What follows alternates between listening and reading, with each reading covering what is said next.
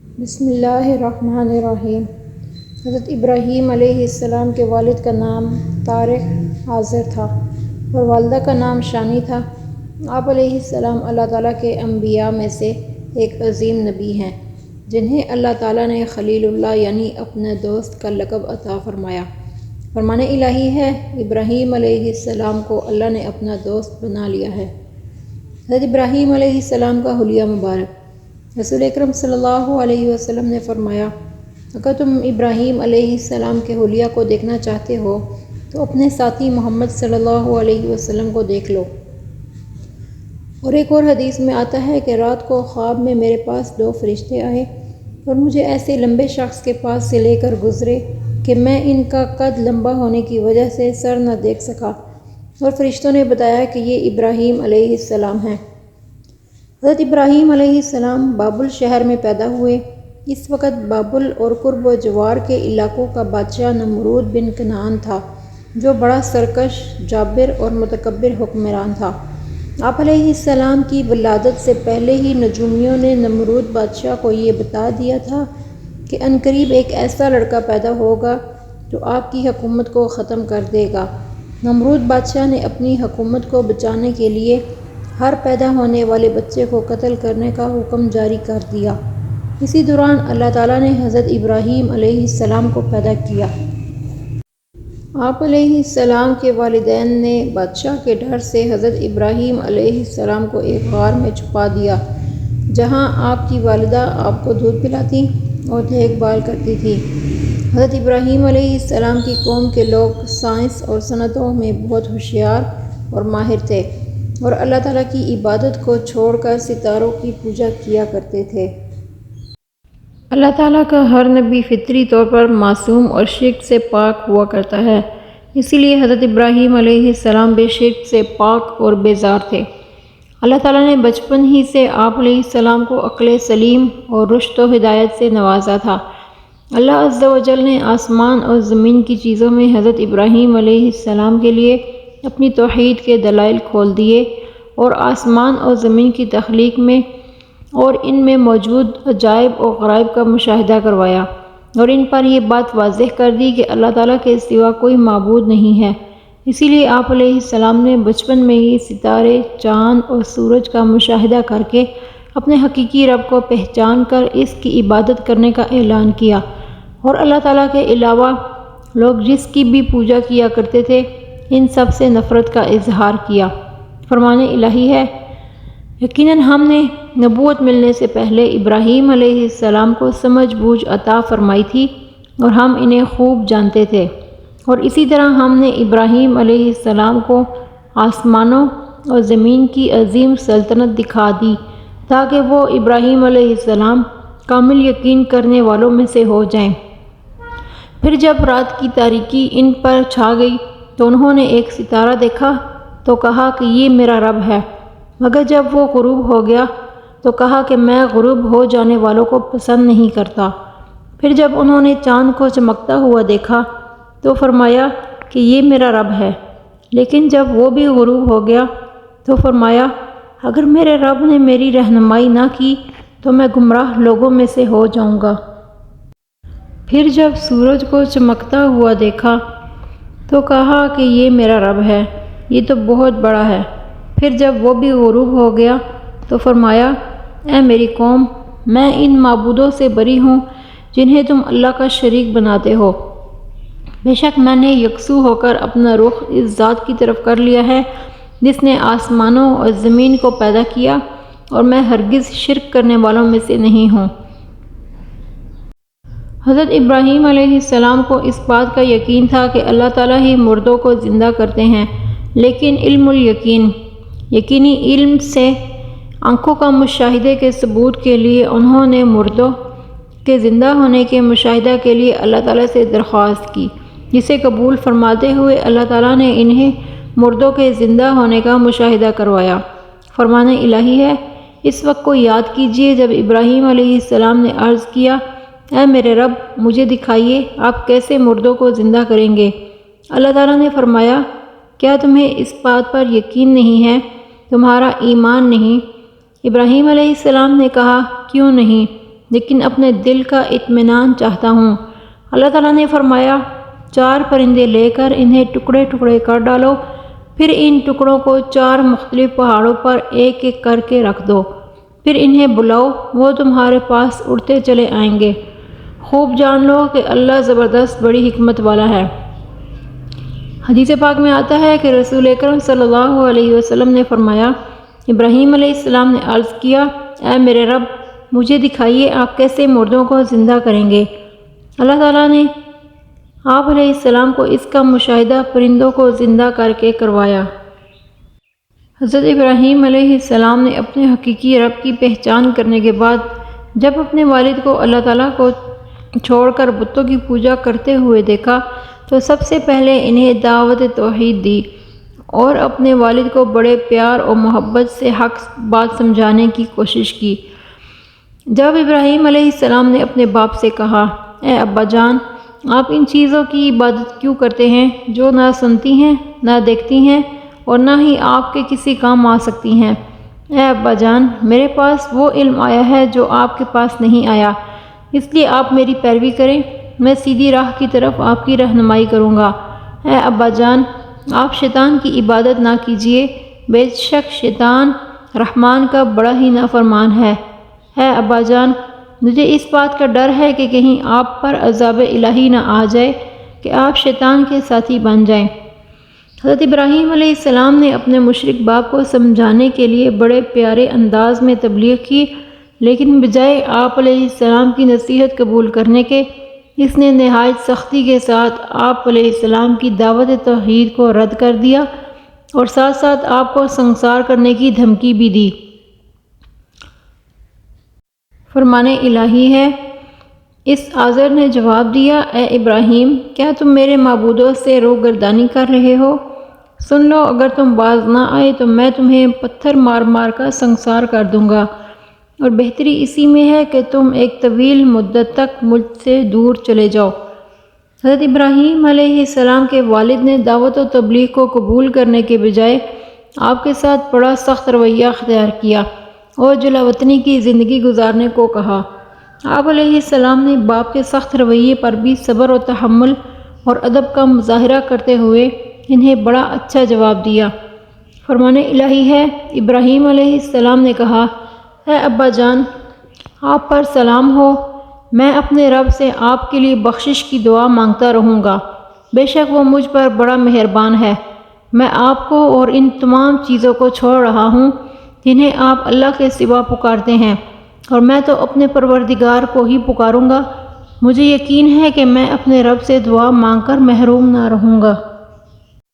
حضرت ابراہیم علیہ السلام اپنے وعدے کے مطابق اپنے والد کے لیے اس وقت تک دعائے استغفار کرتے رہے جب تک کہ اللہ تعالیٰ نے آپ علیہ السلام کو مشرکین کے لیے دعائے استغفار کرنے سے منع نہیں کیا۔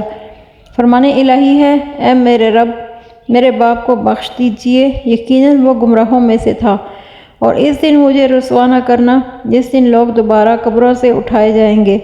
ابراہیم علیہ السلام نے کہا، اے میرے رب، مجھے، میرے والدین اور تمام مومنین کو حساب قائم ہونے والے یعنی قیامت کے دن معاف فرما دینا۔ ابراہیم علیہ السلام کا اپنے باپ کے لیے دعائے مغفرت مانگنا تو صرف اس وعدہ کی وجہ سے تھا جو انہوں نے اپنے باپ سے کر لیا تھا۔ پھر جب ابراہیم علیہ السلام پر یہ بات واضح ہو گئی کہ وہ یعنی ان کا باپ اللہ کا دشمن ہے تو وہ اس سے لا تعلق ہو گئے۔ حدیث رسول صلی اللہ علیہ وسلم ہے کہ حدیث پاک میں آتا ہے، نبی پاک علیہ السلام نے ارشاد فرمایا، ابراہیم علیہ السلام قیامت کے دن اپنے والد آزر سے اس حالت میں ملیں گے کہ اس کے چہرے پر گرد و غبار اور سیاہی ہوگی۔ ابراہیم علیہ السلام فرمائیں گے، کیا میں نے آپ کو نافرمانی سے منع نہیں کیا تھا؟ وہ کہے گا کہ آج میں آپ کی نافرمانی نہیں کروں گا۔ تب ابراہیم علیہ السلام درخواست کریں گے، اے اللہ، آپ نے مجھ سے وعدہ کیا تھا کہ قیامت کے دن میں تمہیں رسوا نہیں کروں گا، اس سے بڑھ کر اور رسوائی کیا ہو سکتی ہے کہ میرا باپ میرے سامنے تیری رحمت سے دور ہے۔ اللہ تعالیٰ فرمائیں گے، میں نے کفار پر جنت حرام کر دی ہے۔ پھر اللہ تعالیٰ فرمائیں گے، ابراہیم، تمہارے قدموں میں کیا ہے؟ آپ قدموں کی طرف دیکھیں گے تو نجاست سے لتھڑا ہوا ایک بجو نظر آئے گا جسے ٹانگوں سے پکڑ کر جہنم میں پھینک دیا جائے گا۔ حضرت ابراہیم علیہ السلام نے اللہ رب العزت کی طرف سے عین الیقین ملنے کے بعد اپنی پوری قوم کو اللہ تعالیٰ کی توحید کی دعوت پیش کی، مگر قوم بتوں کی عبادت پر جمی ہوئی تھی۔ انہوں نے ابراہیم علیہ السلام کی دعوت کو ماننے سے انکار کرتے ہوئے آپ علیہ السلام سے جھگڑنا شروع کر دیا اور آپ کو اپنے معبودوں سے خوب ڈرایا دھمکایا، مگر آپ نے اس وقت بھی بڑے صبر اور تحمل اور استقامت کا مظاہرہ کیا۔ فرمان الہی ہے، اور ابراہیم علیہ السلام کی قوم نے ان سے جھگڑا کرنا شروع کر دیا تو انہوں نے فرمایا، کیا تم اللہ کے بارے میں مجھ سے جھگڑا کرتے ہو؟ حالانکہ اسی نے مجھے سیدھی راہ دکھائی ہے، اور میں ان معبودوں سے ہرگز نہیں ڈرتا جنہیں تم اللہ کے ساتھ شریک بناتے ہو۔ ہاں، اگر میرے پروردگار ہی کی کوئی مشیت ہو تو وہ ضرور ہو سکتا ہے۔ میرا پروردگار ہر چیز کو اپنے علم میں گھیرے ہوئے ہے۔ کیا تم پھر بھی نصیحت حاصل نہیں کرتے؟ اور میں تمہارے ٹھہرائے ہوئے شریکوں سے کیسے ڈروں، جبکہ تم اللہ کے ساتھ ان چیزوں کو شریک ٹھہراتے ہو؟ نہیں ڈرتے جن کے لیے اس اللہ نے تم پر کوئی دلیل نازل نہیں کی ہے۔ پھر اگر تم جانتے ہو تو بتاؤ کہ دونوں فریقوں میں سے کون سی جماعت امن کی زیادہ حقدار ہے۔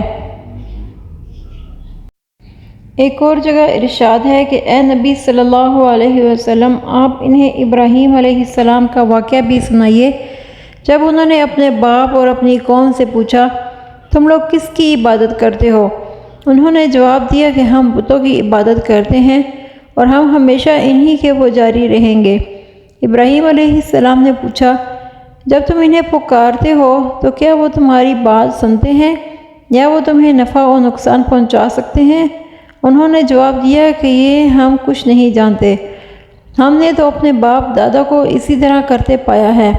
ابراہیم علیہ السلام نے فرمایا، کبھی تم نے ان میں غور و فکر بھی کیا ہے جن کی تم عبادت کرتے ہو؟ تم اور تمہارے پہلے باپ دادا، بلا شبہ یہ سب میرے دشمن ہیں جو تمہیں جہنم میں لے جائیں گے، سوائے اللہ رب العالمین کے جس نے مجھے پیدا کیا ہے، اور وہی میری رہنمائی کرتا ہے، اور وہی مجھے کھلاتا اور پلاتا ہے، اور جب میں بیمار پڑتا ہوں تو وہی مجھے شفا عطا فرماتا ہے، اور وہی مجھے موت دے گا پھر دوبارہ زندہ کرے گا، اور وہی ہے جس سے میں امید رکھتا ہوں کہ وہ قیامت کے دن میری خطائیں معاف فرما دے گا۔ جب انہوں نے ایک اور جگہ آتا ہے کہ جب ابراہیم علیہ السلام نے اپنے باپ اور اپنی قوم سے پوچھا، یہ مورتیاں کیا ہیں جن کی تم عبادت کرتے ہو؟ انہوں نے جواب دیا، ہم نے اپنے باپ دادا کو انہی کی عبادت کرتے ہوئے پایا ہے۔ آپ نے فرمایا، پھر تو تم اور تمہارے باپ دادا کھلی گمراہی میں پڑے ہوئے ہو۔ وہ کہنے لگے، اے ابراہیم، کیا آپ ہمارے پاس سچ مچ حق لائے ہو یا یوں ہی مذاق کر رہے ہو؟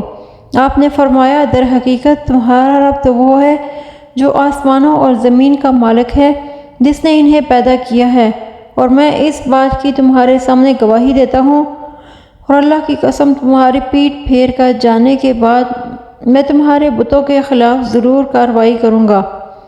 حضرت ابراہیم علیہ السلام کی دعوت توحید کو قوم نے ماننے سے انکار کر دیا تو آپ علیہ السلام قوم کو توحید کا سبق سکھانے کے لیے موقع کی تلاش میں تھے۔ آخرکار قوم کا عید کا دن آیا تو آپ کو موقع مل گیا، لہٰذا جب قوم اپنے معمول کے مطابق عید منانے کے لیے شہر سے باہر جانے لگی تو انہوں نے حضرت ابراہیم علیہ السلام کو بھی ساتھ چلنے کی دعوت دی۔ آپ نے سوچا کہ قوم کو مطمئن کرنے کے لیے کوئی ایسی تدبیر پیش کی جائے کہ وہ ساتھ لے کر جانے پر اصرار نہ کرے، اور میں قوم کے خود ساختہ معبودوں کو توڑ کر قوم کو یہ سمجھا دوں کہ جن بتوں کی تم عبادت کرتے ہو تو تمہارا تو درکنار اپنا دفاع کرنے کی بھی صلاحیت نہیں رکھتے، چونکہ اس دور میں علم نجوم، ستاروں کو دیکھ کر معلومات حاصل کرنا بڑا عام تھا، لہٰذا آپ نے قوم کو مطمئن کرنے کے لیے ستارے کی طرف دیکھ کر فرمایا، میری طبیعت ناساز ہے۔ فرمان الہی ہے، پس ابراہیم علیہ السلام نے ایک نظر ستاروں کی طرف دیکھا، پھر کہا، میری طبیعت خراب ہے۔ اس جواب پر قوم کے لوگ ابراہیم علیہ السلام کو چھوڑ کر اپنا قومی تہوار منانے چلے گئے۔ پھر ابراہیم علیہ السلام چپکے سے ان کے معبودوں کے پاس بت خانہ میں گئے اور ان کے سامنے طرح طرح کے کھانے دیکھ کر کہا، تم کھاتے کیوں نہیں؟ تمہیں کیا ہو گیا ہے کہ تم بولتے کیوں نہیں؟ پھر آپ اپنی پوری قوت کے ساتھ اپنے داہنے ہاتھ سے انہیں توڑنے لگے۔ پس ابراہیم علیہ السلام نے بڑے بت کو چھوڑ کر باقی سب بتوں کو ٹکڑے ٹکڑے کر دیا تاکہ وہ اسی بڑے بت کی طرف لوٹیں۔ حضرت ابراہیم علیہ السلام کی قوم کے لوگ جب عید منا کر واپس لوٹے تو سب سے پہلے اپنے بتوں کی عبادت کے لیے بت خانہ میں گئے اور اپنے معبودوں کو ٹوٹا ہوا دیکھ کر غصہ میں آ گئے اور کہنے لگے، کس نے ہمارے معبودوں کی توہین کی ہے؟ ان میں سے جن لوگوں کے سامنے حضرت ابراہیم علیہ السلام نے بتوں کے خلاف کارروائی کرنے کی قسم کھائی تھی، انہوں نے کہا کہ یہ کارروائی ابراہیم کی ہو سکتی ہے کیونکہ وہ ہمارے معبودوں کا دشمن ہے۔ فرمان الہی ہے، وہ واپس آنے پر بتوں کا حال دیکھ کر کہنے لگے، ہمارے معبودوں کے ساتھ یہ کس نے کیا ہے؟ ایسا شخص تو یقیناً ظالموں میں سے ہے۔ بعض لوگوں نے کہا کہ ہم نے ایک نوجوان کو ان کا تذکرہ کرتے ہوئے سنا تھا جسے ابراہیم کہا جاتا ہے۔ سب نے کہا، اچھا اسے پکڑ کر لوگوں کی نگاہوں کے سامنے لاؤ تاکہ سب لوگ اسے دیکھیں۔ جب ابراہیم علیہ السلام آ گئے، انہوں نے کہا، اے ابراہیم، کیا آپ نے ہمارے معبودوں کے ساتھ یہ حرکت کی ہے؟ آپ نے انہیں ان کے باطل عقیدے پر شرمندہ کرنے کے لیے جواب دیا، بلکہ یہ کام ان کے بڑے نے کیا ہوگا۔ اگر یہ بت بول سکتے ہیں تو ان سے پوچھ لو۔ یہ سن کر وہ اپنے دلوں میں حق کے قائل ہو گئے اور دل سے کہنے لگے، در حقیقت تم ہی ظالم ہو۔ پھر وہ فوراً ہی اعتراف حقیقت سے مکر گئے، کہنے لگے، اے ابراہیم، تمہیں تو معلوم ہے کہ یہ بت بولتے نہیں ہیں۔ ابراہیم علیہ السلام نے کہا، کیا تم اللہ کے علاوہ ایسی چیزوں کی عبادت کرتے ہو جو نہ تو تمہیں نفع پہنچا سکتی ہیں اور نہ ہی نقصان؟ افسوس ہے تم پر اور تمہارے ان معبودوں پر جن کی تم اللہ کے سوا عبادت کرتے ہو۔ کیا تم عقل سے کام نہیں لیتے؟ جب ابراہیم علیہ السلام کی قوم آپ کے پیش کردہ عقلی دلائل پر لاجواب ہو گئی تو جیسا کہ باطل پرستوں کا طریقہ کار ہوتا ہے کہ جب وہ دلائل کے سامنے بے بس ہو جاتے ہیں تو طاقت کے استعمال پر اتر آتے ہیں، اسی طرح قوم ابراہیم نے بھی کیا۔ انہوں نے آپس میں یہ طے کر لیا کہ اب ابراہیم علیہ السلام کو خاموش کرنے کی ایک ہی صورت ہے کہ ہم انہیں بھڑکتی ہوئی آگ میں ڈال کر جلا دیں تاکہ دنیا کے لوگ ان کی بے بسی کا اپنی آنکھوں سے نظارہ کر لیں اور ہر شخص کو معلوم ہو جائے کہ جو بھی ہمارے معبودوں کی توہین کرے گا ہم اسے اسی طرح دردناک سزا دیں گے۔ فرمان الہی ہے، وہ آپس میں کہنے لگے، ابراہیم علیہ السلام کے لیے ایک آگ کا ڈھیر بناؤ، پھر اسے اس دہکتی ہوئی آگ میں ڈال دو۔ بس ابراہیم علیہ السلام کی قوم کا جواب یہی تھا کہ ابراہیم علیہ السلام کو قتل کر دو یا اسے جلا دو۔ آخرکار قوم ابراہیم علیہ السلام کو نذر آتش کرنے کے لیے ایک عرصہ تک ایندھن جمع کرتی رہی۔ جب ایندھن جمع ہو گیا تو اسے آگ لگا دی، اور جب آگ سے بڑے بڑے شعلے بلند ہونے لگے تو ابراہیم علیہ السلام کو منجنیق، جس سے بڑے بڑے پتھر پھینکے جاتے تھے، اس کے ذریعے دور سے آگ میں پھینک دیا۔ حضرت ابراہیم علیہ السلام کی قوم نے آپ علیہ السلام سے بتوں کی توہین کرنے پر انتقام لینے کے لیے آپ کو جیسے ہی آگ میں ڈالا تو اللہ سبحانہ و تعالیٰ نے آگ کو فوراً حکم دیا کہ اے آگ، ابراہیم علیہ السلام کے لیے سکون اور سلامتی والی بن جا۔ آگ اللہ تعالیٰ کے حکم کی تعمیل کرتے ہوئے فوراً حضرت ابراہیم علیہ السلام کے لیے سکون اور سلامتی والی بن گئی۔ اس طرح اللہ تعالیٰ نے حضرت ابراہیم علیہ السلام کی حفاظت فرمائی اور آپ کے خلاف قوم کی تیار کردہ سازش کو ناکام بنا دیا۔ فرمان الہی ہے، ہم نے کہا، اے آگ تو ٹھنڈی ہو جا اور ابراہیم علیہ السلام کے لیے سلامتی والی بن جا۔ اور انہوں نے ابراہیم علیہ السلام کا برا چاہا لیکن ہم نے انہیں بری طرح ناکام بنا دیا۔ انہوں نے ابراہیم علیہ السلام کے خلاف ایک سازش کرنا چاہی تھی مگر ہم نے انہی کو نیچا دکھا دیا۔ چنانچہ وہ آگ آپ علیہ السلام کے لیے گلزار یعنی آرام دہ بن گئی، اور جانداروں میں سے جس نے بھی اس آگ کو جلانے میں تعاون کیا اللہ تعالیٰ نے اسے سخت سزا دی۔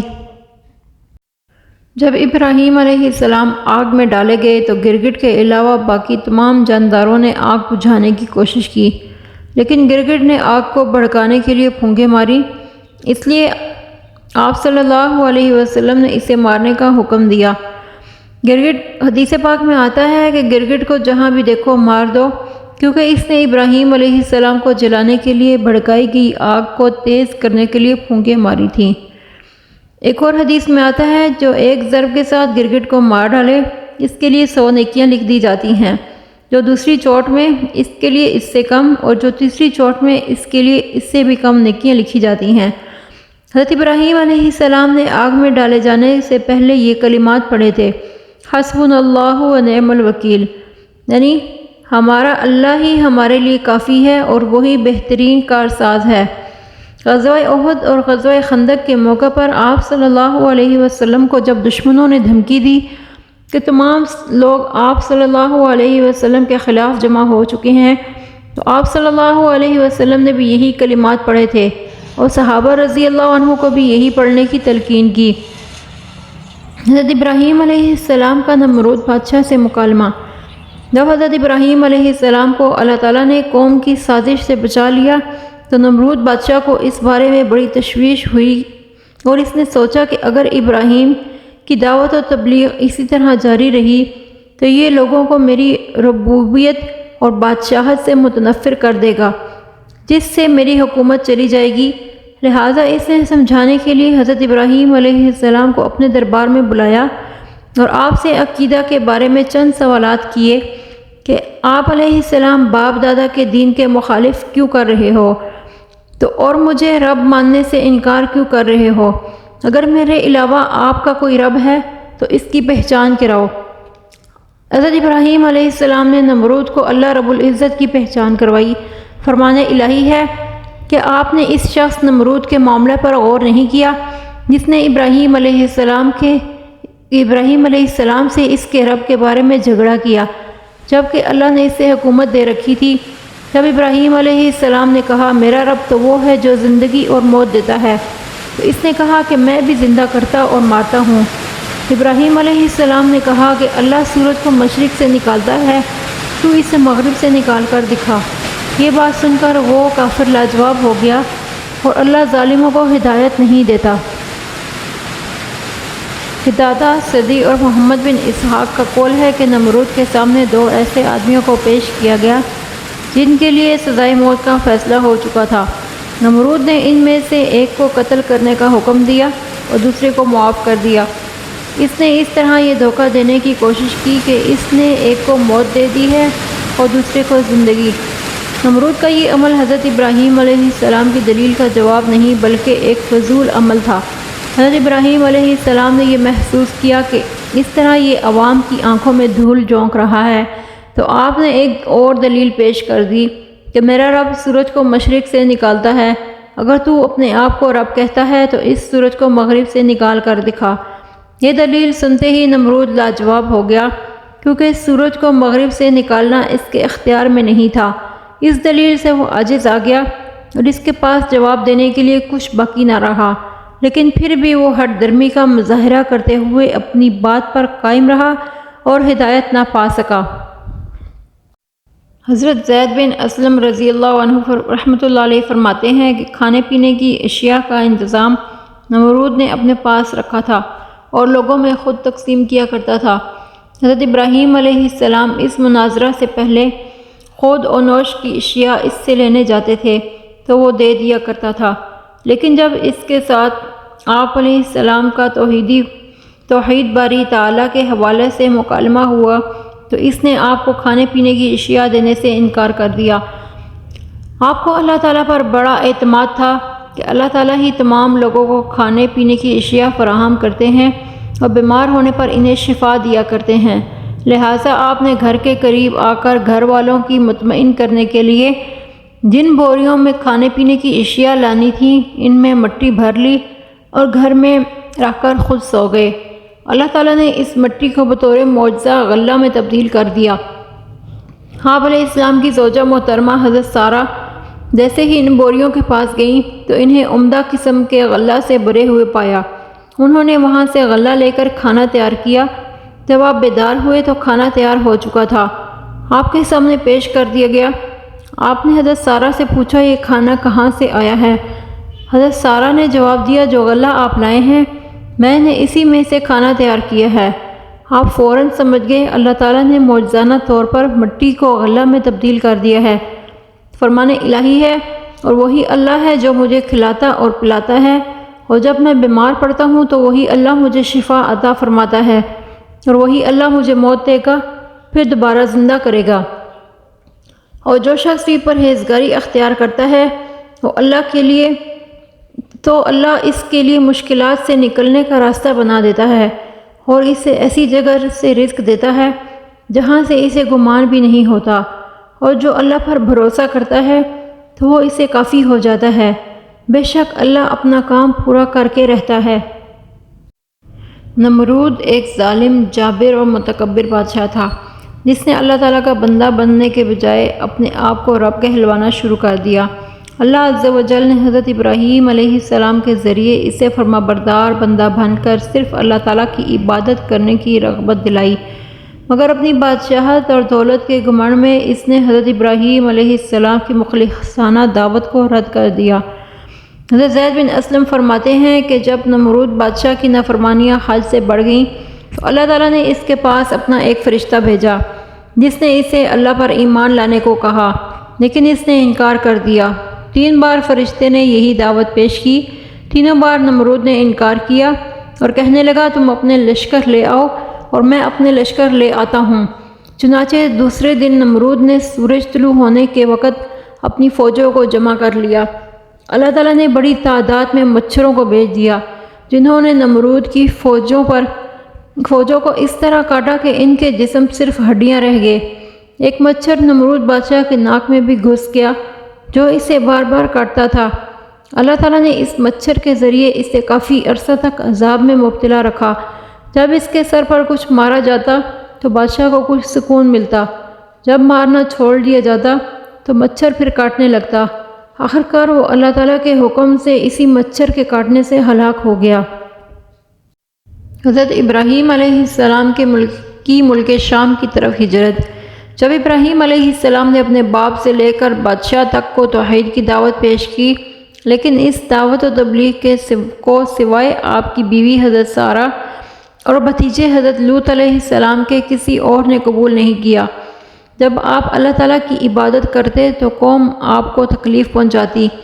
آپ نے جب قوم کی ہٹ درمی دیکھی، انکار اور کفر پر اصرار دیکھا تو ان سے نا امید ہو کر اللہ رب العزت کے حکم سے اپنی بیوی سارہ اور بھتیجے کو لے کر بابل سے ملک شام ہجرت کی تاکہ وہاں آزادی کے ساتھ اللہ تعالیٰ کی عبادت کریں۔ فرمان الہی ہے بس لوط علیہ السلام ابراہیم علیہ السلام پر ایمان لے آئے، اور ابراہیم علیہ السلام نے کہا بے شک میں تو اپنے رب کی طرف ہجرت کرنے والا ہوں، بلا شبہ وہ ہر چیز پر غالب خوب حکمت والا ہے۔ ایک اور جگہ ارشاد ہے ہم نے ابراہیم علیہ السلام اور لوط علیہ السلام کو بچا کر اس زمین ملک شام کی طرف لے گئے جس میں ہم نے تمام جہان والوں کے لیے برکت رکھی تھی۔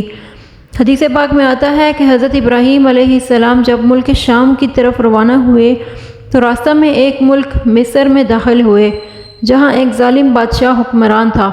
جب وہ کسی خوبصورت عورت کے ساتھ اس کے خاوند کو دیکھتا تو خاوند کو قتل کروا کر عورت کو اپنی جنسی ہوس کا نشانہ بناتا۔ اگر عورت کے ساتھ باپ یا بھائی ہوتا تو انہیں قتل نہ کرواتا، لیکن عورت کو پھر بھی اپنی جنسی ہوس کا نشانہ بناتا تھا۔ اسے یہ اطلاع دی گئی کہ ابراہیم علیہ السلام ایک انتہائی خوبصورت عورت کے ساتھ آئے ہیں۔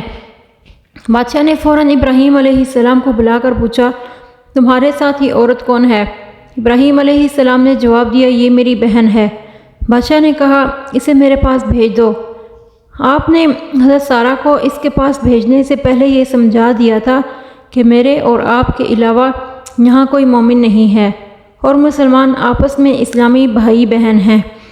میں نے تمہیں ظالم بادشاہ کے سامنے اسلامی بہن کہا ہے، اگر وہ تم سے پوچھے تو تم بھی اپنے آپ کو میری بہن ہی کہنا، مجھے جھوٹا ظاہر نہ کرنا ورنہ وہ مجھے قتل کر دے گا۔ پھر ظالم بادشاہ نے بری نیت کے ساتھ حضرت سارہ علیہ السلام کی طرف بڑھنے کی کوشش کی تو انہوں نے تھوڑی دیر اجازت چاہی اور فوراً وضو کر کے نماز پڑھنا شروع کر دی اور عرض کیا، اے اللہ، میں آپ اور آپ کے نبی پر ایمان لائی ہوں اور میں نے اپنے جسم کو اپنے شوہر کے علاوہ ہر ایک سے محفوظ رکھا ہے، بس اب اس کافر کو مجھ پر مسلط نہ کرنا۔ حضرت سارہ علیہ السلام کی دعا مانگتے ہی بادشاہ زمین پر گر پڑا اور تڑپنے لگا اور سارہ علیہ السلام سے التجائیں کرنے لگا کہ اب میں تمہیں کچھ نہیں کہوں گا، میرے لیے اس مصیبت سے چھٹکارے کی دعا کر دیں۔ حضرت سارہ نے اللہ تعالیٰ سے دعا کی تو وہ پہلی حالت پر آ گیا، لیکن ٹھیک ہونے کے بعد اس نے دوبارہ وہی حرکت کی جو پہلے کی تھی۔ تیسری مرتبہ ٹھیک ہونے کے بعد اس نے اپنے کارندوں کو بلا کر کہا، تم میرے سامنے عورت نہیں بلکہ کسی شیطان کو لائے ہو، اسے سارہ کو ابراہیم کے پاس لے جاؤ اور بطور خادمہ ہاجرہ علیہ السلام بھی دے دو۔ حضرت سارہ جب حضرت ابراہیم علیہ السلام کے پاس پہنچی تو دیکھا کہ وہ کھڑے نفل نماز پڑھ رہے تھے۔ انہوں نے دوران نماز ہی ہاتھ سے اشارے سے پوچھا، کیا معاملہ پیش آیا؟ حضرت سارہ نے جواب دیا، اللہ تعالیٰ نے کافر کی چال ناکام بنا دی اور ایک خادمہ حضرت ہاجرہ بھی دلوا دی۔ وضاحت: نماز وہ عظیم عمل ہے جس کے ذریعے سے اللہ تعالیٰ سے پریشانیوں کا حل اور ہر کام کے لیے مدد طلب کی جاتی ہے۔ اس واقعے کے بعد حضرت ابراہیم علیہ السلام، حضرت سارہ اور ہاجرہ حضرت لوط علیہ السلام کے ساتھ مصر سے نکل کر ایک ایسی بستی ارض مقدس میں قیام پذیر ہوئے جو ہر لحاظ سے پوری دنیا میں سب سے زیادہ خیر و برکت والی تھی۔ حضرت ابراہیم علیہ السلام نے اپنے بھتیجے حضرت لوط علیہ السلام کو غورز غر کے شہر سدوم میں استقامت پذیر ہونے کی تعلیم دی تاکہ وہاں کے رہنے والے کافر، بدکار اور شریر لوگوں کو اسلام کی دعوت دے دیں۔ حضرت ابراہیم علیہ السلام نے اللہ عز و جل کی خاطر اپنے وطن سے ہجرت کر کے شام جاتے ہوئے اس امید کا اظہار کیا کہ میرا رب مجھے اس مقصد میں ضرور کامیاب کرے گا اور ایمان اور توحید پر ثابت قدم رکھے گا۔ جب آپ علیہ السلام کو شام کی مقدس سرزمین میں رہتے ہوئے 20 سال گزر گئے اور کوئی اولاد نہ ہوئی تو آپ نے اللہ تعالیٰ سے نیک اولاد کے حصول کے لیے یہ دعا مانگی۔ فرمان الہی ہے، رب ہب لی من الصالحین، اے میرے رب مجھے نیک بیٹا عطا فرما۔ حضرت سارہ نے اپنی خادمہ حضرت ہاجرہ ابراہیم علیہ السلام کو یہ سوچتے ہوئے دے دی کہ شاید اللہ تعالیٰ حضرت ہاجرہ سے ابراہیم علیہ السلام کو اولاد عطا فرما دیں۔ جب حضرت ابراہیم علیہ السلام حضرت ہاجرہ کے پاس گئے تو اللہ تعالیٰ نے ان کے بطن سے 86 سال کی عمر میں آپ کی دعا کو قبول فرماتے ہوئے حضرت اسماعیل علیہ السلام کو پیدا فرمایا۔ فرمان الہی ہے، بس ہم نے انہیں بردبار اور سنجیدہ بیٹے کی خوشخبری دی۔ جب حضرت اسماعیل علیہ السلام پیدا ہوئے تو حضرت ابراہیم علیہ السلام اور حضرت ہاجرہ نے اللہ تعالیٰ کا شکر ادا کیا۔ اللہ تعالیٰ نے یہ بھی بتا دیا کہ میں اسماعیل علیہ السلام کے مال اور اولاد میں برکتیں نازل فرماؤں گا۔ اس میں رسول اکرم صلی اللہ علیہ وسلم کے ان کی اولاد میں سے ہونے کی خوشخبری ہے۔ ابراہیم علیہ السلام کو اپنا اہل و عیال بیت اللہ کے پاس چھوڑنے کا حکم دیا گیا۔ حضرت اسماعیل علیہ السلام ابھی دودھ پیتے بچے تھے کہ اللہ تعالیٰ نے حضرت ابراہیم علیہ السلام کو حکم دیا کہ اسماعیل اور ان کی والدہ ہاجرہ کو میرے حرمت والے گھر کے قریب چھوڑ آؤ۔ آپ علیہ السلام نے اللہ تعالیٰ کے حکم کی تعمیل کرتے ہوئے اپنی بیوی ہاجرہ اور اپنے شیر خوار بیٹے اسماعیل علیہ السلام کو ساتھ لیا اور ایک ایسی وادی میں چھوڑا جہاں دور دور تک پانی اور آبادی کا نام و نشان نہیں تھا۔ فرمان الہی ہے، اے ہمارے رب، میں نے اپنی کچھ اولاد آپ کی عزت والے گھر یعنی کعبہ کے پاس ایسے میدان میں بسائی ہے جہاں کھیتی نہیں۔ اے میرے رب، یہ میں نے اس لیے کیا ہے تاکہ وہ یہاں نماز قائم کریں، پھر آپ لوگوں کے دل میں ان کی طرف مائل کر دیں اور انہیں ہر قسم کے پھلوں کا رزق دیں تاکہ وہ شکر ادا کریں۔ حدیث پاک میں آتا ہے کہ ابراہیم علیہ السلام حضرت ہاجرہ اور ان کے صاحبزادے حضرت اسماعیل کو لے کر مکہ مکرمہ پہنچے۔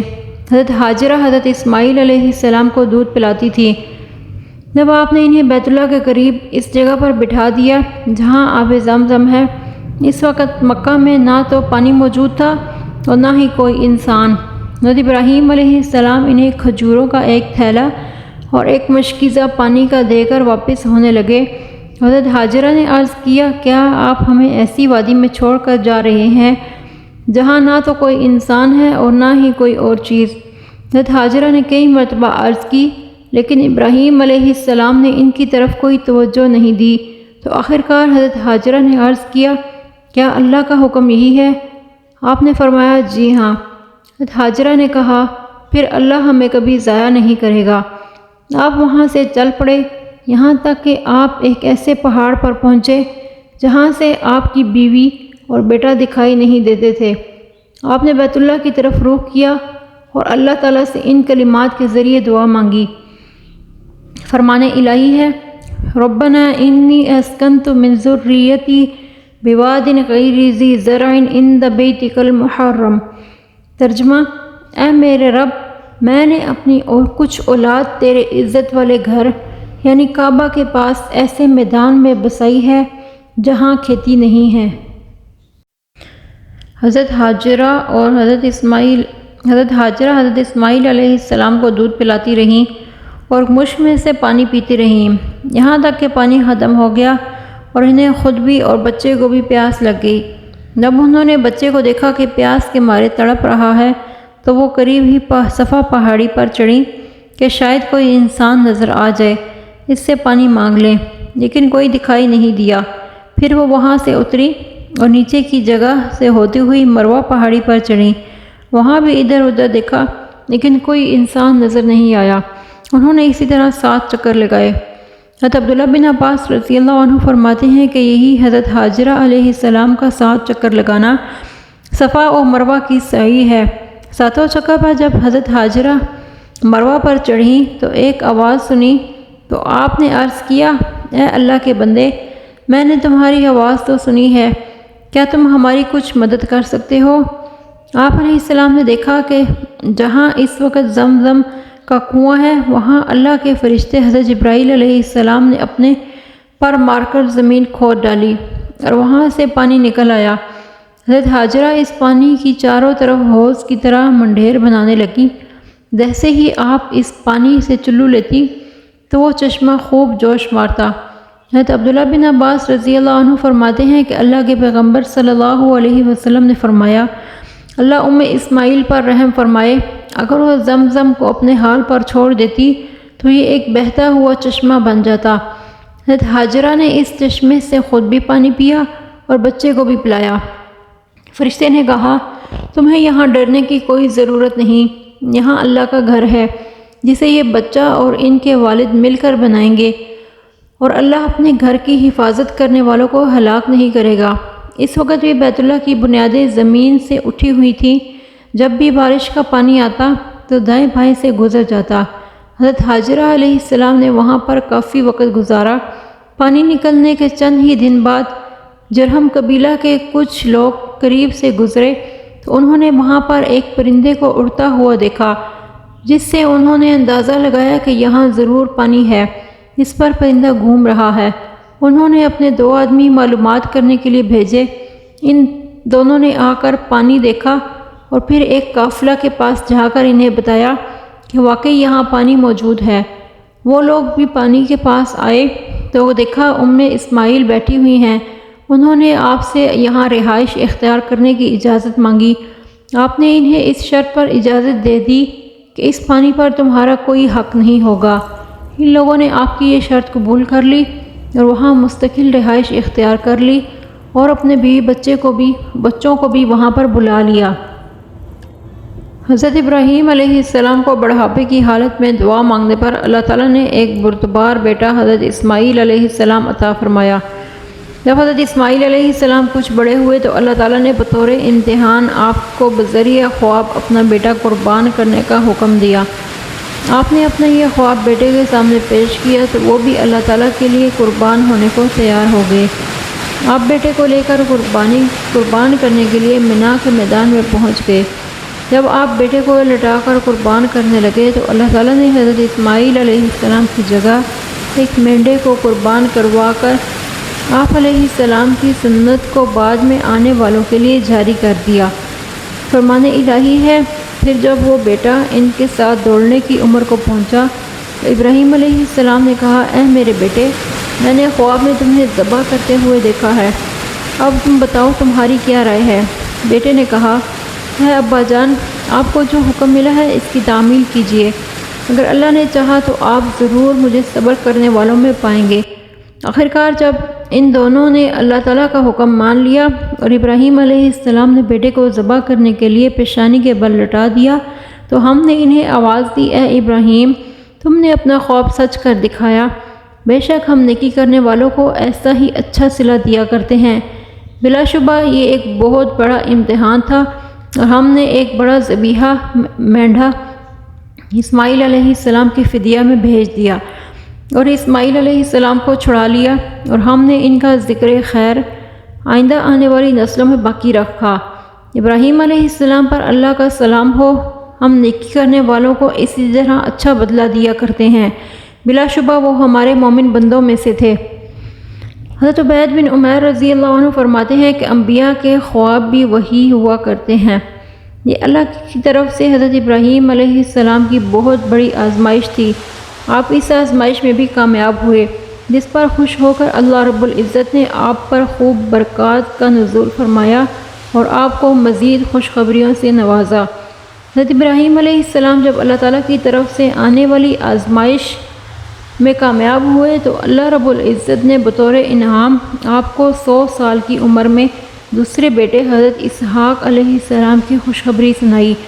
حضرت اسماعیل علیہ السلام حضرت ہاجرہ کے بطن سے پیدا ہوئے تو آپ کی دوسری بیوی حضرت سارہ جو کہ بھانج تھیں، انہیں بھی اولاد کی خواہش ہوئی۔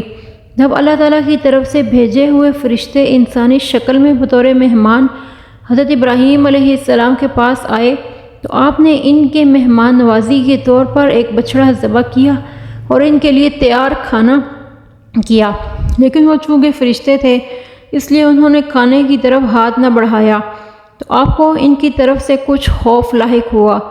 انہوں نے آپ سے کہا کہ آپ خوف نہ کیجیے، ہم تو آپ کے پاس اسحاق اور یعقوب کی خوشخبری لے کر آئے ہیں۔ جب فرشتوں نے بیٹے حضرت اسحاق علیہ السلام کی خوشخبری سنائی تو آپ کی بیوی حضرت سارہ کو بڑا تعجب ہوا۔ فرمان الہی ہے اور ہمارے فرشتے ابراہیم علیہ السلام کے پاس خوشخبری لے کر پہنچے، انہیں سلام کیا، انہوں نے بھی جواب میں سلام کیا۔ پھر ابراہیم علیہ السلام جلد ہی ایک بنا ہوا بچڑا ان کی مہمان نوازی کے لیے لے آئے۔ پھر جب ابراہیم علیہ السلام نے دیکھا کہ ان کے ہاتھ تو اس کھانے کی طرف نہیں بڑھ رہے ہیں تو ان کو اجنبی سمجھ کر دل میں ان سے خوف محسوس کرنے لگے۔ فرشتوں نے کہا، ڈرو نہیں، ہم تو قوم لوط کی طرف بھیجے گئے ہیں۔ ان کی بیوی حضرت سارہ جو قریب ہی کھڑی تھی یہ سن کر ہنس پڑی۔ پھر ہم نے اسے بیٹے اسحاق کی اور اسحاق کے بعد پوتے یعقوب کی خوشخبری دی۔ وہ حضرت سارہ کہنے لگی، آئے حیرانی، کیا اب میں بچہ جنوں گی جبکہ میں تو خود بھی بوڑھی ہوں اور یہ میرے شوہر بھی بوڑھے ہیں؟ یہ تو یقیناً بڑی عجیب بات ہے۔ فرشتوں نے کہا، کیا تم اللہ کے فیصلے پر تعجب کر رہی ہو؟ اے اس گھر کے رہنے والوں، تم پر اللہ کی رحمت اور اس کی برکات نازل ہوں، بے شک اللہ تعریفوں کے لائق بڑی شان والا ہے۔ ایک جگہ ارشاد ہے کہ ہم نے ابراہیم علیہ السلام کو اسحاق کی خوشخبری دی جو نیک لوگوں میں سے نبی بننے والے تھے۔ حضرت ابراہیم علیہ السلام کو اللہ تعالیٰ نے جو بھی حکم دیا آپ نے اس کی فوراً تعمیل کی اور ہر امتحان میں کامیاب ہوئے۔ اللہ رب العزت نے آپ کے کامیاب ہونے پر آپ پر اپنی رحمتوں کا نزول فرماتے ہوئے آپ کی اولاد میں برکتیں پیدا فرمائیں اور آپ کے اعمال کو بعد میں آنے والی امتوں کے لیے عبادت بنا دیا۔ جب حضرت اسماعیل علیہ السلام جوان ہوئے تو اللہ رب العزت نے آپ کو اپنا گھر تعمیر کرنے کا حکم دیا، چنانچہ آپ مکہ آئے، حضرت اسماعیل علیہ السلام کے ساتھ مل کر بیت اللہ کی بنیادیں اونچی کر دیں۔ فرمان الہی ہے اور یہ بھی یاد کرو جب ابراہیم اور اسماعیل علیہ السلام بیت اللہ کی بنیادیں اونچی کر رہے تھے تو یہ دعا کر رہے تھے، اے ہمارے رب، اس عمل کو ہماری طرف سے قبول فرما، بے شک آپ ہی سب کی سننے والے، سب کچھ جاننے والے ہیں۔ اے میرے رب، ہم دونوں کو اپنا فرما بردار بنا لیجئے اور ہماری اولاد میں سے بھی ایک جماعت کو اپنا فرما بردار بنا لیجئے اور ہمیں اپنی عبادت کے طریقے سکھا دیجئے، ہمیں بخش دے، بلا شبہ آپ ہی بخشنے والے، بے حد رحم کرنے والے ہیں۔ فرمان الہی ہے، اور ہم نے ابراہیم اور اسماعیل علیہ السلام کو وصیت کی کہ میرے گھر کو طواف، اعتکاف اور رکوع اور سجود کرنے والوں کے لیے پاک اور صاف رکھو۔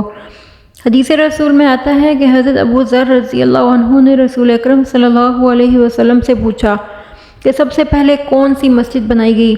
آپ نے فرمایا مسجد حرام۔ انہوں نے پوچھا اس کے بعد؟ آپ نے فرمایا مسجد اقصیٰ۔ انہوں نے پوچھا کہ ان دونوں میں کتنی مدت ہے؟ آپ صلی اللہ علیہ وسلم نے فرمایا 40 سال۔ ویسے تو اللہ کی ساری زمین مسجد ہے، جس جگہ نماز کا وقت آ جائے اسی جگہ نماز پڑھ لو۔ حضرت ابراہیم علیہ السلام نے اللہ تعالیٰ کے حکم کی تعمیل کے لیے اسماعیل علیہ السلام کو ساتھ لے کر بیت اللہ کی تعمیر شروع فرما دی۔ اسماعیل علیہ السلام پتھر اٹھا اٹھا کر دیتے جا رہے تھے اور خلیل اللہ چنائی کرتے جا رہے تھے۔ جب دیواریں بلند ہو گئیں تو آپ نے حضرت اسماعیل علیہ السلام کو ایک پتھر لانے کو کہا۔ حضرت اسماعیل ایک پتھر اٹھا کر لے آئے، جس پر کھڑے ہو کر حضرت ابراہیم علیہ السلام نے بیت اللہ کی تعمیر مکمل کی۔ شروع اسلام میں اس پتھر پر حضرت ابراہیم کے پیروں کے نشان بھی موجود تھے۔ یہ پتھر آج بھی خانہ کعبہ میں مقام ابراہیم کے نام سے موجود ہے۔ طواف کے ساتھ چکر پورے ہونے کے بعد اسی مقام ابراہیم کے پاس 2 رکعتیں نماز پڑھنے کا حکم ہے۔ فرمان الہی ہے، اور مقام ابراہیم کو نماز کی جگہ مقرر کر لو۔ جب تعمیر کرتے وقت دیواریں کچھ بلند ہو گئیں تو اللہ رب العزت نے جنت سے ایک پتھر حجر اسود نازل فرمایا اور حضرت ابراہیم علیہ السلام کو حکم دیا کہ اس کو بیت اللہ کی دیوار کے ایک کونے میں نصب کر دو۔ چنانچہ آپ نے اسی طرح کیا۔ رسول اکرم صلی اللہ علیہ وسلم نے فرمایا، اللہ تعالیٰ نے حجر اسود کو جب جنت سے نازل فرمایا تھا تو یہ دودھ سے زیادہ سفید تھا، لیکن بنی آدم کے گناہوں کو چوس چوس کر کالا ہو چکا ہے۔ جب بیت اللہ کی تعمیر مکمل ہونے والی تھی تو حضرت ابراہیم خلیل اللہ اور حضرت اسماعیل نے اللہ تعالیٰ سے یہ دعا مانگی۔ فرمان الہی ہے، اے ہمارے رب، انہی لوگوں میں سے ایک رسول مبعوث فرمائیے جو آپ کی آیات انہیں پڑھ کر سنائے، انہیں کتاب اور حکمت کی تعلیم دے اور ان کے دلوں کو پاک کر دے۔ یقیناً آپ سب پر غالب اور خوب حکمت والے ہیں۔ اللہ تعالیٰ نے حضرت ابراہیم اور اسماعیل کی دعا کو محمد عربی صلی اللہ علیہ وسلم کے متعین فرما کر قبول فرما لیا۔ حضرت محمد صلی اللہ علیہ وسلم انسانوں کے لیے ہی نہیں بلکہ جنات کے لیے بھی رسول بنا کر بھیجے گئے۔ رسول اکرم صلی اللہ علیہ وسلم نے فرمایا، میں ابراہیم علیہ السلام کی دعا، عیسیٰ علیہ السلام کی خوشخبری اور اپنی والدہ آمنہ کا خواب ہوں۔ میری والدہ نے خواب دیکھا تھا کہ میرے جسم سے ایک ایسا نور نکلا ہے جس سے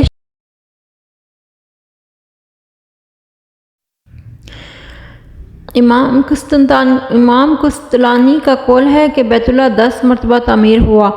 سب سے پہلے اسے فرشتوں نے، دوسری مرتبہ حضرت آدم علیہ السلام نے، تیسری مرتبہ حضرت شیث علیہ السلام نے، چوتھی مرتبہ حضرت ابراہیم نے، پانچویں مرتبہ قوم عمالقہ نے، چھٹی مرتبہ جرہم قبیلہ نے، ساتویں مرتبہ کساب بن کلاب آپ صلی اللہ علیہ وسلم کے جد امجد نے، آٹھویں مرتبہ قریش نے، نویں مرتبہ حضرت عبداللہ بن زبیر نے اور 10ویں مرتبہ حجاج بن یوسف نے تعمیر کیا۔ حدیث پاک میں آتا ہے کہ حضرت ابراہیم علیہ السلام نے بیت اللہ کو اصل بنیادوں پر تعمیر کیا تھا، لیکن بعد میں قریش مکہ نے اسے دوبارہ تعمیر کرنے کے لیے لوگوں میں اعلان کیا کہ بیت اللہ کی تعمیر کے لیے رقم اکٹھی کرو، لیکن اس کے لیے وہ رقم دو جس میں حرام کی کوئی ملاوٹ نہ ہو۔ رقم کم جمع ہونے کی وجہ سے انہوں نے بیت اللہ کا کچھ حصہ چھوڑ دیا جسے ختیم کہا جاتا ہے۔ آپ صلی اللہ علیہ وسلم نے فرمایا، اے عائشہ، کیا تمہیں معلوم ہے کہ تمہاری قوم نے کعبہ تعمیر کرتے وقت اس سے حضرت ابراہیم علیہ السلام کی بنیادوں سے کم کر دیا؟ میں نے عرض کیا، اے اللہ کے رسول، آپ اسے دوبارہ ابراہیم علیہ السلام کی بنیادوں پر تعمیر کر دیں۔ آپ علیہ السلام نے فرمایا اگر آپ کی قوم نئی مسلمان نہ ہوتی تو میں یہ ضرور کرتا، میں ابھی اسے اصل بنیادوں پر تعمیر کروں گا تو لوگ اعتراض کریں گے۔ حضرت عائشہ فرماتی ہیں کہ میری یہ خواہش تھی کہ میں بیت اللہ کے اندر جا کر نماز پڑھوں۔ جب آپ صلی اللہ علیہ وسلم کو میری اس خواہش کا پتہ چلا تو آپ نے میرا ہاتھ پکڑ کر مجھے حتیم میں داخل کر دیا اور فرمایا کہ یہاں نماز پڑھ لو، یہ بھی بیت اللہ کا ہی حصہ ہے۔ آپ کی قوم قریش مکہ کے پاس کعبہ کی تعمیر کرتے وقت رقم کم پڑ گئی تھی، جس کی وجہ سے انہوں نے اسے حتیم کو بیت اللہ سے الگ کر دیا۔ چونکہ حضرت ابراہیم علیہ السلام نے زمین پر اللہ تعالیٰ کی رضا کے لیے بیت اللہ کو تعمیر کیا، اسی لیے اللہ تعالیٰ نے انہیں آسمانوں پر بلند ترین مقام بیت المعمور کے پاس جگہ عطا فرمائی۔ رسول اکرم صلی اللہ علیہ وسلم نے ارشاد فرمایا، معراج کے موقع پر مجھے ساتوں آسمان پر لے جایا گیا تو وہاں میں نے ابراہیم علیہ السلام سے ملاقات کی جو بیت المعمور کے ساتھ ٹیک لگائے بیٹھے تھے، جس کا روزانہ 70,000 فرشتے طواف کرتے ہیں۔ جو ایک مرتبہ طواف کر لیتے ہیں قیامت تک دوبارہ ان کی باری نہیں آئے گی۔ حضرت ابراہیم علیہ السلام نے جب سب سے زیادہ بابرکت زمین پر اللہ تعالیٰ کا گھر تعمیر کر لیا تو اللہ تعالیٰ سے مکہ میں بسنے والوں کے لیے خیر و برکت، امن اور رزق کی فراوانی کے لیے دعائیں مانگی، جو اللہ رب العزت نے قبول فرما لی۔ فرمان الہی ہے اور وہ وقت یاد کیجئے جب ابراہیم علیہ السلام نے دعا مانگی، اے میرے رب اس شہر مکہ میں کو پرامن بنا دیجئے اور اس کے رہنے والوں میں سے جو لوگ اللہ اور آخرت کے دن پر ایمان لائیں انہیں پھلوں کا رزق عطا فرمائیے۔ جب ابراہیم علیہ السلام نے دعا کی، اے میرے رب اس شہر کو امن کا شہر بنائیے، تو ابراہیم علیہ السلام کو اللہ رب العزت نے مختلف انداز میں آزمایا۔ آپ اللہ تعالیٰ کے فضل و کرم سے ہر آزمائش میں کامیابی سے ہمکنار ہوئے۔ اللہ تعالیٰ نے حضرت ابراہیم علیہ السلام کی تعریف ذکر فرمائی، آپ پر خوب انعام و اکرام نازل فرمائے اور آپ کو لوگوں کی امامت کا شرف عطا فرمایا، بلکہ آپ کی درخواست پر آپ کی اولاد میں سے نیک لوگوں کو نبوت بھی عطا فرما کر لوگوں کی امامت کا شرف بخشا۔ فرمان الہی ہے، اے نبی اس کتاب قرآن مجید میں حضرت ابراہیم علیہ السلام کا واقعہ بیان کیجیے، بے شک وہ بڑے سچے نبی تھے۔ ایک اور جگہ آتا ہے کہ اور یاد کرو جب ابراہیم علیہ السلام کو ان کے رب نے کئی باتوں میں آزمایا تو وہ ان سب میں پورے اترے۔ اللہ نے فرمایا، اے ابراہیم میں تمہیں لوگوں کا امام بنا رہا ہوں۔ ابراہیم علیہ السلام نے کہا میری اولاد میں سے بھی امام بنا دیں۔ اللہ تعالیٰ نے فرمایا ظالموں سے میرا یہ وعدہ نہیں ہے۔ حدیث پاک میں آتا ہے کہ اے لوگو تم قیامت کے دن ننگے پاؤں، ننگے بدن اور بے ختنہ میدان محشر میں جمع کیے جاؤ گے۔ پھر آپ صلی اللہ علیہ وسلم نے یہ آیت تلاوت فرمائی۔ ترجمہ: جیسے ہم نے پہلی بار پیدا کیا ویسے ہی دوبارہ بھی پیدا کریں گے، ہم اس کا وعدہ کر چکے ہیں جس کو ضرور پورا کریں گے۔ قیامت کے دن سب سے پہلے حضرت ابراہیم علیہ السلام کو کپڑے پہنائے جائیں گے۔ حضرت ابراہیم علیہ السلام کی اولاد حضرت اسماعیل اور حضرت اسحاق علیہ السلام سے لے کر حضرت عیسیٰ اور حضرت محمد صلی اللہ علیہ وسلم تک تمام انبیاء حضرت ابراہیم علیہ السلام کی اولاد میں سے ہی آئے، یعنی جس نبی پر کوئی کتاب نازل ہوئی وہ آپ کی اولاد میں سے ہی تھا۔ یہ اللہ تعالیٰ کا آپ پر بہت بڑا انعام تھا جس میں کوئی اور شریک نہیں ہو سکا۔ اللہ رب العزت نے آپ کو حضرت ہاجرہ سے حضرت اسماعیل علیہ السلام اور حضرت سارہ سے حضرت اسحاق علیہ السلام عطا فرمائے۔ حضرت اسحاق سے حضرت یعقوب پیدا ہوئے جنہیں اسرائیل بھی کہا جاتا ہے، اور ان کی اولاد کو بنی اسرائیل کے نام سے یاد کیا جاتا ہے۔ حضرت اسحاق کی اولاد میں سے بہت سے نبی مبعوث ہوئے جن کا سلسلہ حضرت عیسیٰ علیہ السلام پر ختم ہو گیا۔ حضرت اسماعیل علیہ السلام کی اولاد میں سے صرف ایک ہی نبی حضرت محمد صلی اللہ علیہ وسلم مبعوث ہوئے جنہیں پوری کائنات کے لوگوں کے لیے نبی اور رسول بنا کر بھیجا گیا، اور انہیں وہ مقام اور مرتبہ عطا کیا گیا جو آپ سے پہلے کسی کو نہیں ملا۔ رسول اکرم صلی اللہ علیہ وسلم نے فرمایا قیامت کے دن میں ایسے مقام پر فائز ہوں گا یہ تمام لوگ یہاں تک کہ حضرت ابراہیم علیہ السلام بھی میری طرف راغب ہو رہے ہوں گے۔ حضرت ابراہیم علیہ السلام کو اللہ رب العزت نے نہ صرف لوگوں کا امام بنایا بلکہ آپ کو بنی نوح انسان کا پیشوا بنا دیا تاکہ وہ آپ کے نقش قدم پر چلیں اور آپ کی سیرت طیبہ سے رہنمائی حاصل کریں۔ حضرت ابراہیم علیہ السلام کا شمار 5 اولو العزم پختہ عزم والے پیغمبروں میں ہوتا ہے جن کا اللہ تعالیٰ نے قرآن مجید میں خاص طور پر نام لے کر ذکر فرمایا۔ یہی وجہ ہے کہ ہر مذہب والے یہودی، عیسائی اور مشرکین نے حضرت ابراہیم علیہ السلام کی طرف نسبت کرنے میں فخر کا اظہار کیا، لیکن اللہ رب العزت نے ہر ایک کا دعویٰ کو رد کر دیا اور یہ بتا دیا کہ ابراہیم علیہ السلام کے قریب وہی لوگ ہیں جو ان کا پیروی کرنے والے ہیں۔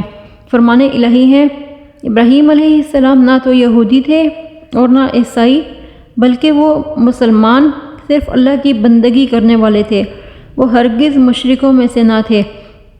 ابراہیم علیہ السلام سے نسبت رکھنے کے سب سے زیادہ حقدار وہی لوگ ہیں جنہوں نے ان کی پیروی کی، اور اب یہ نبی محمد صلی اللہ علیہ وسلم اور اس پر ایمان لانے والے ان سے نسبت رکھنے سے زیادہ حقدار ہیں، اور اللہ صرف مومنوں کا دوست ہے۔ یہود و نصارہ اور مشرکین میں سے ہر ایک کا دعویٰ یہ تھا کہ ہم حضرت ابراہیم علیہ السلام کے مذہب اور طریقہ کار کو اختیار کیے ہوئے ہیں۔ اللہ رب العزت نے ان کے دعویٰ کی تردید فرماتے ہوئے یہ وضاحت کر دی کہ تورات اور انجیل تو حضرت ابراہیم علیہ السلام کے بعد اتری، وہ تمہارے ہم مذہب کیسے ہو سکتے ہیں؟ فرمان الہی ہے، اے اہل کتاب، تم ابراہیم علیہ السلام کے بارے میں کیوں جھگڑتے ہو، حالانکہ تورات اور انجیل تو ابراہیم علیہ السلام کے بعد اتری ہیں، پھر تم عقل سے کام کیوں نہیں لیتے؟ حضرت ابراہیم علیہ السلام 175 سال کی عمر میں فوت ہوئے اور اپنی زوجہ محترمہ حضرت سارہ کے قریب ایک غار جبرون میں دفن ہوئے۔ آپ کے کفن دفن کا اہتمام آپ کے بیٹوں اسماعیل اور اسحاق علیہ السلام نے کیا۔ آج کل وہ جگہ الخلیل کے نام سے مشہور ہے۔ حضرت ابراہیم علیہ السلام کے ہاں سب سے پہلے مصر میں قبطی خاندان سے تعلق رکھنے والی خاتون حضرت ہاجرہ سے حضرت اسماعیل پیدا ہوئے۔ ان کے بعد آپ کی پہلی بیوی حضرت سارہ سے حضرت اسحاق پیدا ہوئے۔ حضرت سارہ کی وفات کے بعد آپ نے کنتورہ بنت یقطن کنانیہ سے شادی کی جس سے 6 بیٹے پیدا ہوئے۔ امید کرتی ہوں کہ آج کی ویڈیو آپ کو ضرور پسند آئی ہوگی۔ پسندیدگی کا بہترین اظہار یہ ہے کہ ویڈیو کو لائک کریں، شیئر کریں اپنے احباب کے ساتھ۔ جزاک اللہ خیر۔ ویڈیو دیکھنے کا بہت شکریہ۔ اگلی ویڈیو آنے تک کے لیے اجازت چاہتی ہوں۔ اللہ حافظ۔